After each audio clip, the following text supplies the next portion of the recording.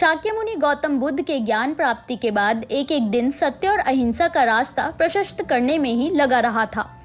ज्ञान प्राप्त करने के बाद जीवन का सबसे बड़ा सत्य जो उन्हें पता चला वो दूसरे को भी बांटने में लगे रहे थे। बुद्ध ने कोशिश की कि वो लोगों को उनके आंतरिक दुखों से निकाल सके।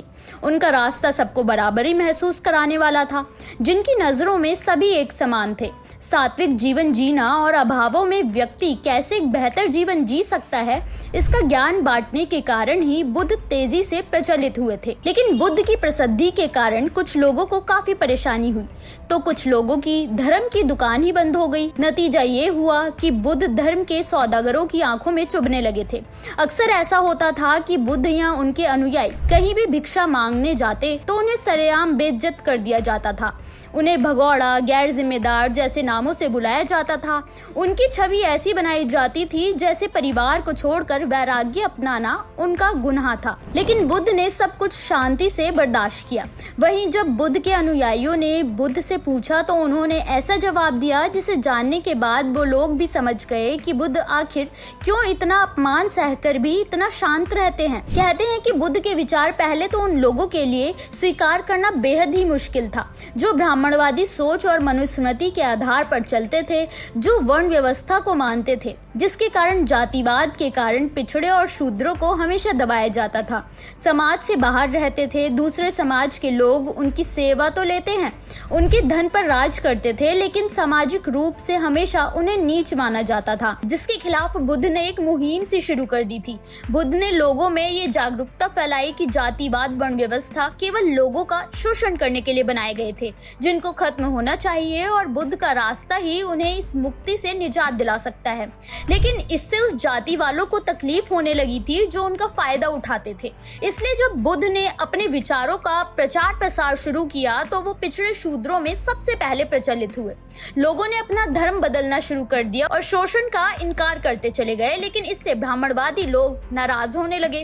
कहते हैं कि एक बार बुद्ध अपने अनुयायियों के साथ एक गांव की यात्रा पर गए थे, लेकिन उन्हें देखकर वहां ऊंची जाति के लोगों ने उन्हें गालियां देते हुए भला बुरा कहना शुरू कर दिया था।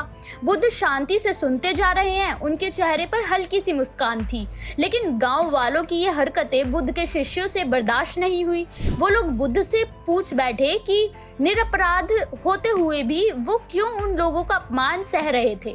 बुद्ध ने अपने शिष्यों को भी शांत रहने का संदेश देते हुए कहा कि ये लोग तो केवल अपशब्द कह रहे हैं। अगर ये लोग मुझे पत्थर भी मारते तो भी मैं इनकार न करता।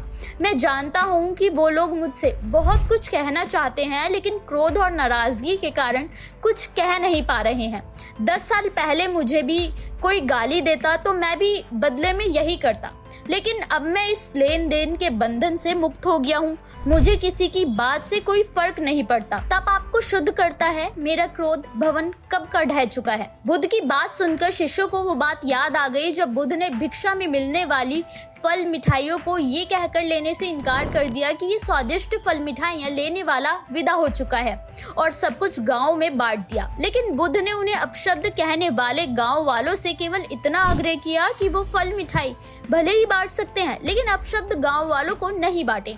इन अपशब्दों का मुझ पर कोई असर नहीं होगा, लेकिन जो अज्ञानी है वो आपको उतनी ही रफ्तार से लौटाएगा जितनी रफ्तार से आप उसे देंगे। लेकिन अगर आप सहनशील हैं तो कोई भी कितना भी गाली दे, एक वक्त के बाद खुद शांत हो जाएगा। बुद्ध की बात सुनकर शिष्यों को अपनी भूल का एहसास हुआ और वो सहनशीलता का सार समझ गए। बुद्ध से जुड़ी ये कहानी आपको कैसी लगी, हमें कमेंट करके जरूर बताएं। वीडियो अच्छा लगा हो तो लाइक करना बिल्कुल ना भूलें।